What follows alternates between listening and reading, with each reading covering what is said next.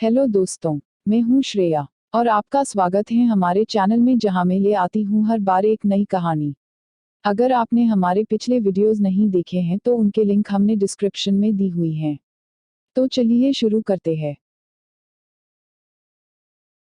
America, दुनिया की एक आर्थिक महाशक्ति, जिसकी दुनिया भर में 800 से ज्यादा जगह पर मिलिट्री बेस है। अपनी सेना पर दुनिया में सबसे ज्यादा खर्च करने वाला देश। आखिर अमेरिका कैसे इस मुकाम पर पहुंचा? कैसे बना एक सुपर पावर? चलिए जान लेते हैं।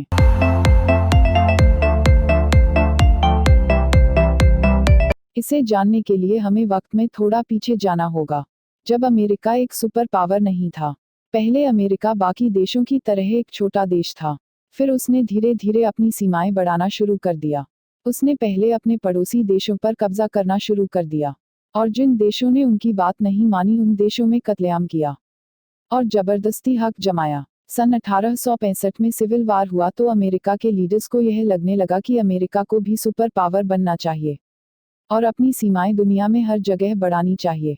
उसके बाद अमेरिका ने सिविल वार के 2-3 साल के अंदर अलास्का प्रांत रशिया से खरीद लिया और ग्रीनलैंड को भी लेना चाहा, लेकिन अमेरिकी कांग्रेस ने इनकार कर दिया। इसके बाद अमेरिका का स्पेन के साथ युद्ध हो गया। इसमें स्पेन को हार का सामना करना पड़ा और इसके बदले अमेरिका ने स्पेन से क्यूबा और पुर्टो रिको आइलैंड पर कब्जा कर लिया। इसके साथ अमेरिका का आत्मविश्वास बढ़ गया और 1899 में अमेरिका ने आसपास के सभी आइलैंड पर कब्जा कर लिया। इसके कुछ दिनों बाद ही पहला विश्व युद्ध शुरू हो गया, लेकिन इसमें अमेरिका ने सबके अंत में हिस्सा लिया। इसका यह फायदा हुआ कि अमेरिका को बाकी देशों के मुकाबले बहुत कम नुकसान हुआ। अमेरिका का दुनिया के पॉलिटिक्स में इंटरेस्ट नहीं था, इसलिए उन्होंने हिटलर को नजरअंदाज कर दिया। लेकिन कुछ ही दिनों बाद हिटलर ने दूसरे विश्व युद्ध का आगाज कर दिया और पड़ोस के बहुत सारे देश जीत लिए। अमेरिका के वर्ल्ड पॉलिटिक्स में नजरअंदाज का ये परिणाम हुआ कि एशिया और यूरोप में रशिया अपने पैर फैलाने लगा था और रशिया ने भी आजू बाजू के 5-6 देश अपने देश में मिला लिए। कुछ दिनों बाद हिटलर ने रशिया पर धावा बोल दिया, पर रशिया के सामने हिटलर ने घुटने टेक दिए और हिटलर ने अपना रुख ब्रिटेन और पश्चिमी यूरोप पर मोड़ लिया। इसी के साथ अमेरिका ने भी युद्ध में शामिल होने का फैसला कर लिया। वर्ल्ड वॉर 2 में रशिया अमेरिका के साथ लड़ा और जर्मनी को हरा दिया, लेकिन जापान रुकने का नाम नहीं ले रहा था। इसलिए अमेरिका ने जापान पर परमाणु बम गिरा दिया, लेकिन इस बात की खबर अमेरिका ने रशिया को नहीं दी थी। इसी बात पर रशिया अमेरिका से नाराज हो गया। दूसरे विश्व युद्ध के बाद यूरोपियन देशों की आर्थिक स्थिति कमजोर हो गई थी। ऐसी स्थिति फिर न आए, इसलिए सारे देशों ने मिलकर IMF और वर्ल्ड बैंक की स्थापना की। पर आर्थिक रूप से उसका पूरा फायदा अमेरिका को हुआ, और तो और कोई भी विश्व युद्ध अमेरिका के धरती पर नहीं हुआ था। इसका फायदा भी अमेरिका को इस रूप में हुआ कि दुनिया का बिजनेस हब यूरोप से शिफ्ट होकर अमेरिका में चला गया।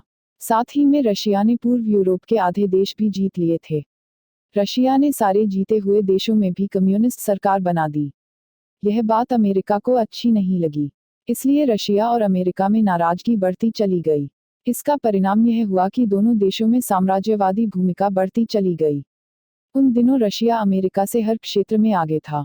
यह बात अमेरिका को पसंद नहीं थी, इसलिए उन्होंने रशिया के कब्जे वाले देशों में गुप्त तरह से मदद भेजनी शुरू की और उन देशों को रशिया के खिलाफ भड़काना शुरू कर दिया।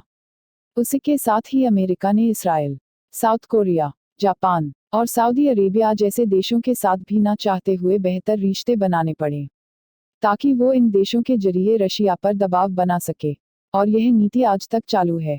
इसलिए अमेरिका से बराबरी करने के लिए रशिया भी उन देशों को बहुत आर्थिक मदद करने लगा, पर रशिया अपनी इनकम से ज्यादा पैसा उन देशों को भेजने लगा। इसका खामियाजा रशिया को भुगतना पड़ा।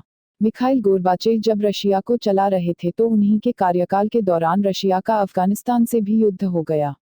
मिखाइल के नीतियों के तहत यूरोप के बहुत से देश जो रशिया के कब्जे में थे उनको आज़ाद करना पड़ा और 1990 आते आते USSR टूट गया और सिर्फ रशिया ही रह गया, और दुनिया का एकमात्र बड़ा आर्थिक रूप से शक्तिशाली देश रह गया, वह था अमेरिका। इस तरह एक साधारण देश से अमेरिका दुनिया का सुपर पावर बन गया। दोस्तों, अगर ये वीडियो आपको अच्छा लगा हो तो सब्सक्राइब करना ना भूले।